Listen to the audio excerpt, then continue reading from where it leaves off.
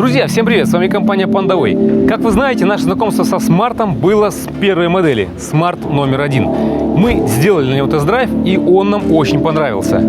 К сожалению, смарт номер 3 прошел мимо нас, но вот от смарта 5 мы получили колоссальное удовлетворение. Нам понравилась управляемость, нам понравилось качество, нам понравилось все. Но на тот момент мы посчитали его чересчур дорогим. Но все же за эти деньги вы получаете довольно именитый автомобиль. И вот сегодня, друзья, мы увидим смарт номер 6 и смарт номер 2. Давайте пройдем на презентацию и посмотрим.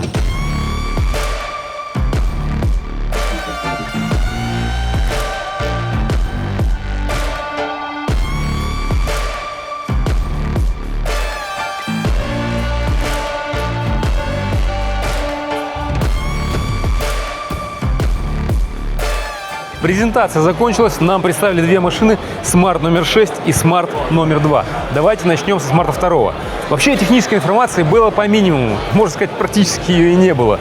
Но смарт 2 вырос, он стал больше, в отличие от своего первого бензинового предшественника или прародителя, можно так сказать. Он стал длиннее, он стал шире и он стал выше.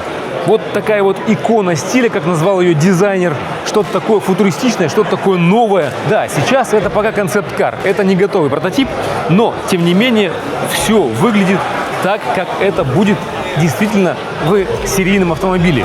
Как сказал дизайнер, прорабатывающий этот автомобиль, это аксессуар на колесах. И действительно это так. Обратите внимание на эти колеса, на ручки дверей, на зеркала, на переднюю часть, да и вообще на все. Ну, куда бы вы ни посмотрели, это действительно аксессуар. Спереди, обратите внимание, что это такое?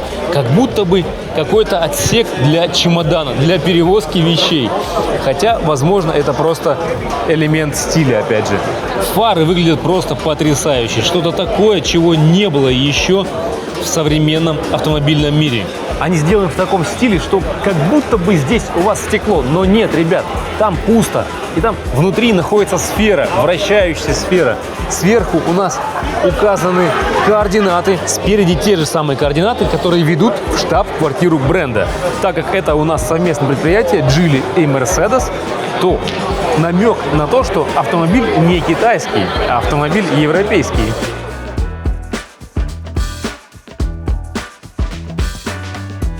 При длине всего 2,79 метра автомобиль сохраняет фирменную компоновку.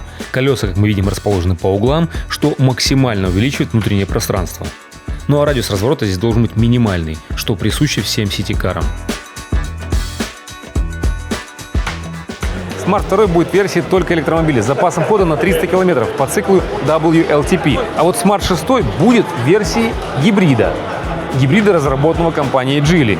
И вот здесь запас хода 1800 километров. Да, по китайскому циклу CLTC.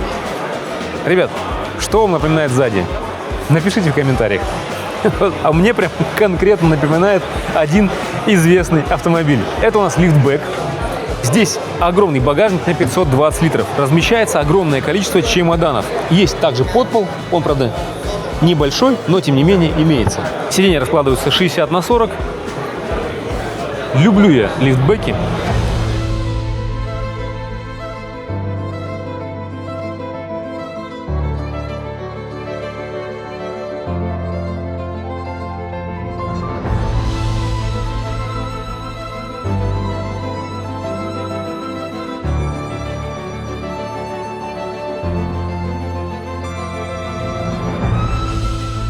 Ну а сзади дополняет вид четырехступенчатый активный спойлер.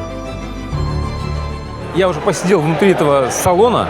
Я вам скажу так, что материалы шикарные.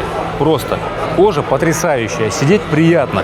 Мягкая кожа именно на сиденье. Управление креслами в дверных картах. Ручки выдвижные. До сих пор еще, да, у нас здесь. И вот очень классная эмбиент-подсветка. Она такая нежная, аккуратная. Слушайте, здорово просто. Панорамная крыша огромная. Музыка, Sennheiser. Задний ряд имеет электропривод. Жалко, Антона нету, рядом с ним посидели бы, потолкались бы. Да рядом я, что ты? Не хочет сниматься он. Слушай, ну ты присядь, Антон. Мне задний диван очень понравился. Он мягкий, как и передние кресла тоже. Ковши приятные, здесь есть углубление, ты в них сидишь, как в спортивном седане, собственно. Ну, хорошо, все. Наклон тоже достаточный. Единственное, ноги, ну, опять же, если чуть приподняться водителя, то будет хорошо. Вот это что такое? Свет, логично. Я думал, это крючок для одежды. И вот, вы знаете, они на презентации включили здесь музыку, и мы вот сидели до этого в салоне, слушали музыку. Музыка классная. И вот сейчас здесь играет музыка внутри. Сейчас я-то уже слушал ее, мне музыка понравилась, а я хочу сейчас посадить Антона, чтобы он послушал ее. Антон, залезь в машину и скажи нам свои ощущения. Не, ну слушайте, Sennheiser делает вещи, конечно. Мне еще на 5-м очень музыка понравилась. И я хочу на ней погонять. Мне кажется, она будет прям... Если вы хотели дизайн одного популярного бренда, как бы вот, смотрите. Пожалуйста.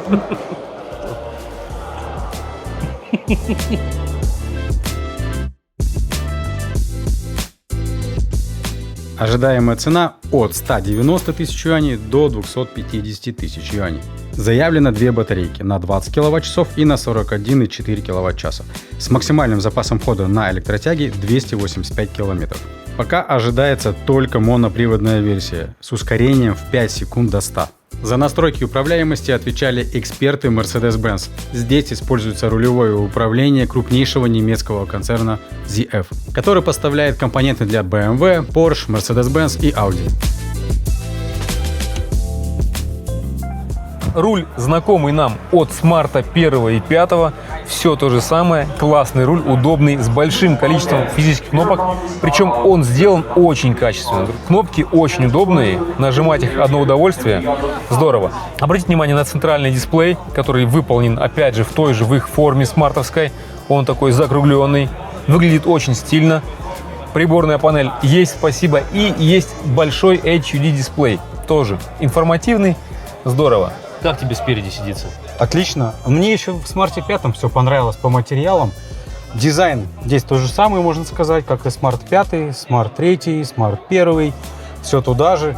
Мне нравится чуть-чуть, что это слишком устаревшие, вот эти вот две огромные разделительные полосы, вот эти вот рамки, они жирные. Хотелось бы, чтобы что-то изменили. Но вот это прикольно. И тут есть подогрев, вентиляция и массаж. Подогрев, вентиляция и массаж, Да. да. Раньше у мерседесов это было роскошью.